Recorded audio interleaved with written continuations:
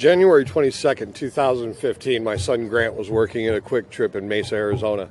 An illegal alien came in, dumped a jar of change out on the counter, and wanted to buy a pack of cigarettes. Grant went to start counting the change. The man said, "What, you're not going to give me my cigarettes?" Grant said, "Hey, I got to count your change." At that moment, this man produced a gun. Grant did everything he was supposed to do. Grant gave him the cigarettes. And as soon as Grant did, this illegal alien shot my son in the face, killing him instantly. He then stepped over Grant's body, grabbed a couple more packs of cigarettes, stepped back over Grant, and turned and looked at my son. He wanted to make sure he was dead, because if he wasn't, he was going to shoot him again. These are stories that are happening every single day. As reported by North Carolina Fire, since 2013, there have been over 8,500 sexual assaults against children committed by illegal aliens. 90% of our heroin and fentanyl is coming across our southern border, and 78% of that number is coming across in Arizona, where we're from. 70,000 people a year are overdosing from heroin laced with fentanyl. How many more people need to die? How many more people need to overdose for Pelosi to come to the table and do her job? How many people need to die for Ocasio Cortex to stop her ridiculous rhetoric about concentration camps? Marianne and I have been fighting for a long time. Blood on their hands. Our children are worth it. And Marianne's right. It's blood on their hands. And I'm honored to be with these gentlemen, because they're fighting for us and they're fighting for you. You know, I made a promise right after Grant died that I was going to keep fighting for Grant, fighting for the American people. And what the American people don't understand is it's going to happen to them or to somebody they know at this point, with so many people coming across our border. If the Democrats want to have so much contempt for our president that they won't come to the table, well, then guess what? I've got contempt for them.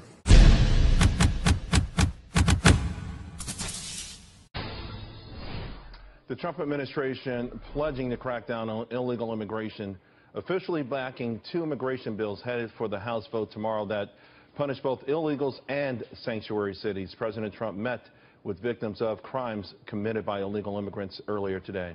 Roll tape.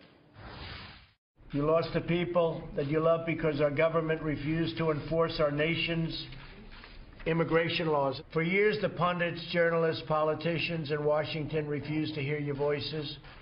But on Election Day, 2016, your voices were heard all across the entire world.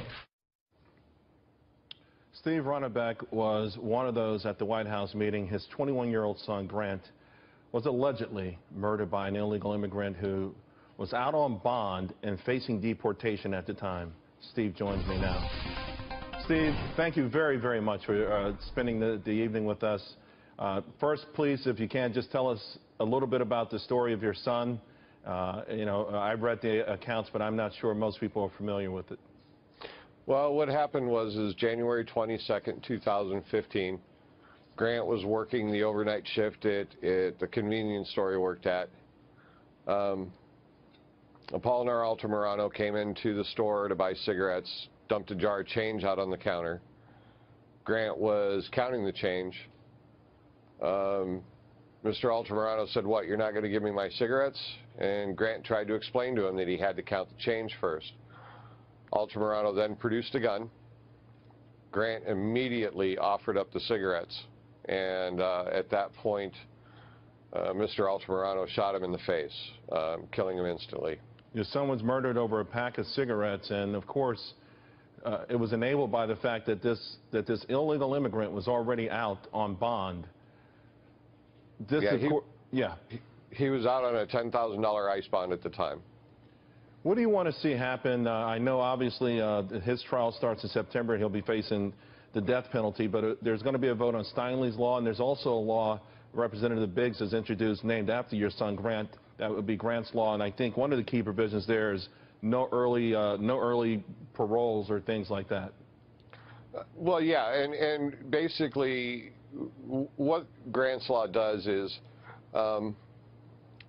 such as in Mr. Altamirano's case, if once we're done with them, our court system, or they get out of jail, so on and so forth, they go to the top of the list, and their deportation hearing happens within 90 days.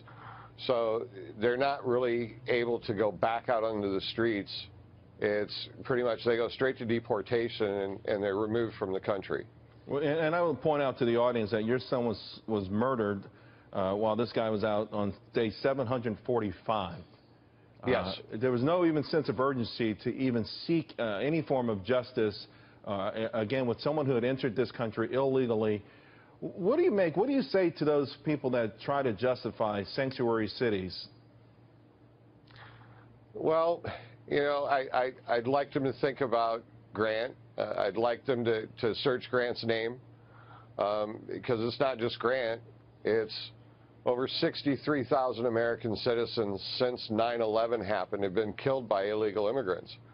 This isn't just a one-time thing. It's not an isolated incident. This is every day. And what I'd like people to realize is this sanctuary cities is just inviting that crime to their neighborhoods, to their streets.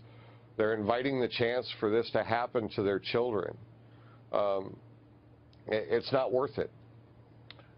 Steve, thank you very much for coming on. I just want to say God bless you and your family. I can't think of a worse crime, and you've been extraordinarily brave trying to make sure it doesn't happen to other Americans, and we appreciate that. Thank you, sir, and thanks for having me. We'll see you again.